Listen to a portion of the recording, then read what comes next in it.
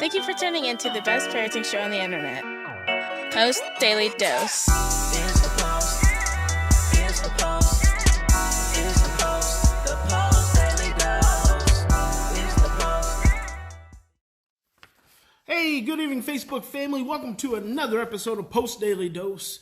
With me, your trusted parenting advisor, faithful guide and servant on the healing journey with my name, Big Papa Bryan+Post. Hope everyone is having an amazing, terrific Tuesday.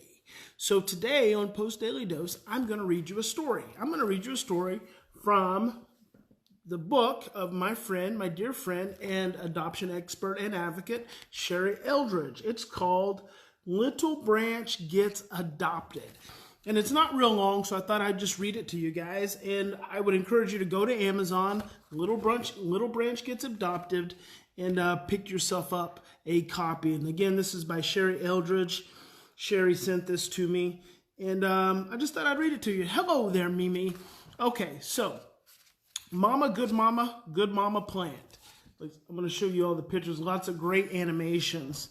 Beautiful plant was a good mama to her little branch. Her gorgeous green leaves and strong stem gave little branch all he needed to grow up and be happy. Little branch was sure he had the best mama in the whole garden. Then one day it rained buckets. Ooh, look at that. Check that out. Look at that animation, those graphics. One day it rained buckets and the wind blew like a hurricane. Little branch screamed for his mama, but she didn't answer. Beautiful plant's stem was broken. Her leaves were yellow. There were no birds singing or caterpillars napping on her leaves. Everything stopped. Her water, her shade, her food, and her love. Look at that there. Little Branch was so afraid that he thought he might die. How could he live without her? Who would love him? Who could he snuggle with for naps? Who would hear his tummy growl when he was hungry or give him water when he was thirsty? Little Branch got all mixed up inside. Did he do something wrong? Did he make Mama's stalk break? If he did, what was wrong with him that made her break like that? What would happen to him now? Would he just shrivel up? Little Branch's tears gushed like a garden hose. Look at there. Oh.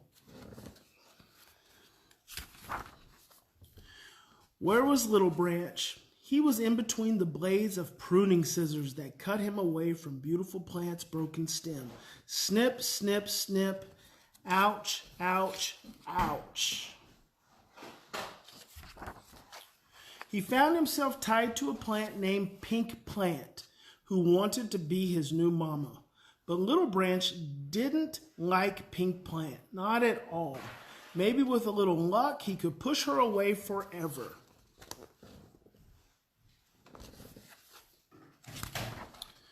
Maybe if he shouted mean words, she would send him away. That's probably going to be loud.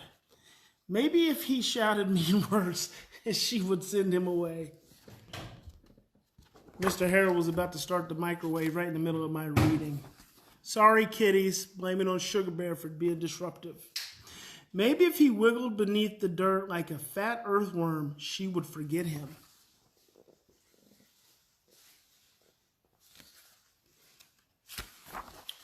Maybe if he acted super strong, she would think he didn't need a mama.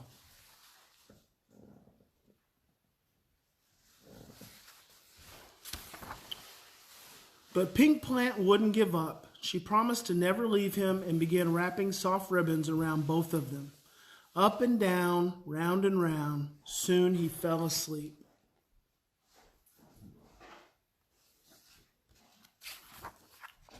When Little Branch woke up, he felt good again. New growth popped out of the soft ribbons, bright green leaves with pink tips that reached for the sun.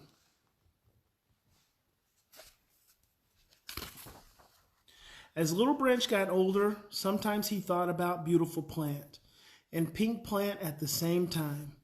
Why did he have two mamas? They looked different and cared for him in different ways, but together they gave him exactly what he needed to become an extraordinary, one-of-a-kind plant in the garden.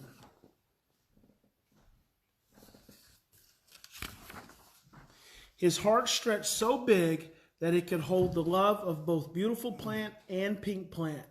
Mamas, good mama plants. That's the end.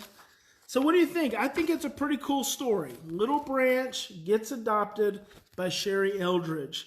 The power of illustrated like storytelling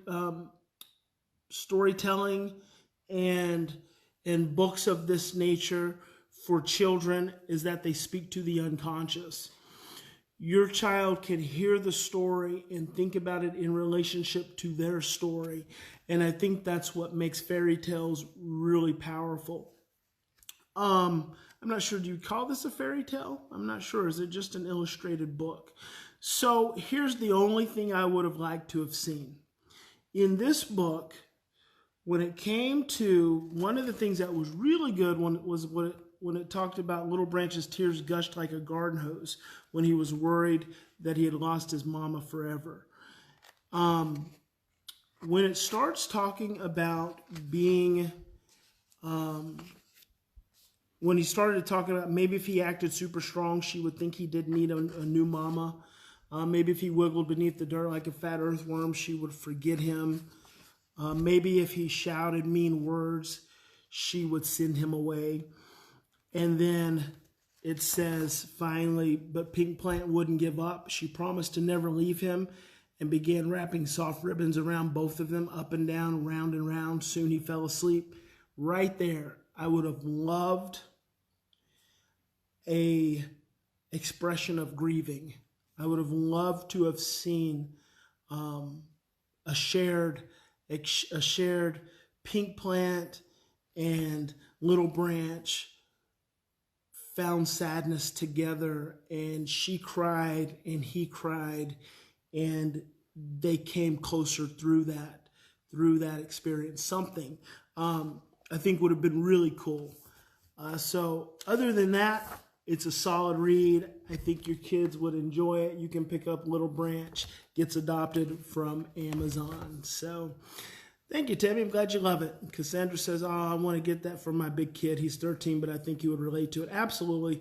Kids of all ages relate to storytelling, and it's speaking to the unconscious, and that's why it's so powerful.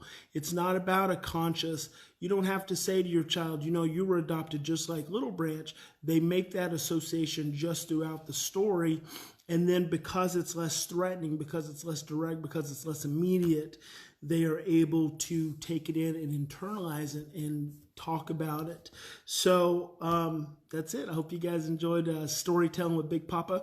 If anyone else, if you have a story or a book or whatever you want to send me, I don't do a lot of reading of the latest trauma therapy books and stuff like that. I'm glad people are putting them out, but they can just be so big. Can be a little overwhelming. But if you have fairy tales and short books, I'm happy to give them a read for you and share them with all my posties. So remember, guys, in any given situation, we can always act from our same imprints of stress, fear, and overwhelm, or we can stop, we can slow down, and we can choose love. And I hope you'll choose love. God bless you. Big Papa loves you. Hope you have a fantastic evening. Vaya con Dios, mi amigos y amigas. See you tomorrow.